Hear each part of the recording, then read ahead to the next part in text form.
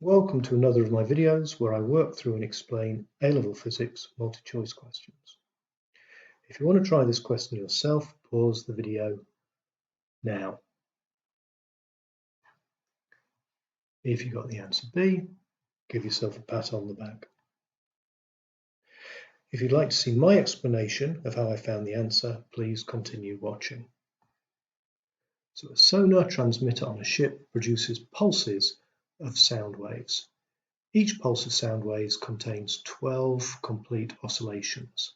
The frequencies of these waves is 8 kHz, and the speed of sound in seawater is 1.5 times 10 to the 3 meters per second.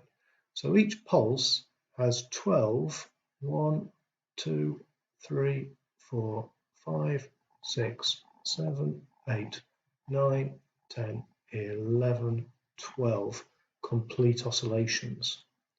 So if I can find the wavelength of one of those oscillations, and if I multiply it by 12, I'll have found the length of one of the pulses.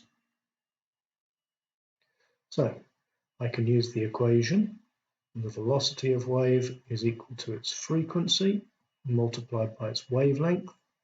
Rearrange that to find the wavelength is equal to the velocity over the frequency. Well, we're told the velocity is 1.5 times 10 to the 3 meters per second, and the frequency is 8 kilohertz, or 8 times 10 to the 3 hertz. So that gives me a wavelength of 0.1875 meters. So the pulse length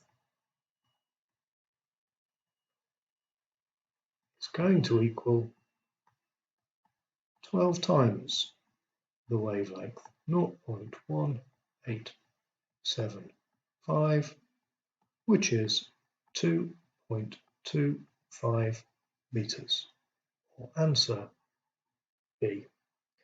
I hope you found this useful. If you did, please like and leave a comment below, and I'll hope you'll watch more of the series.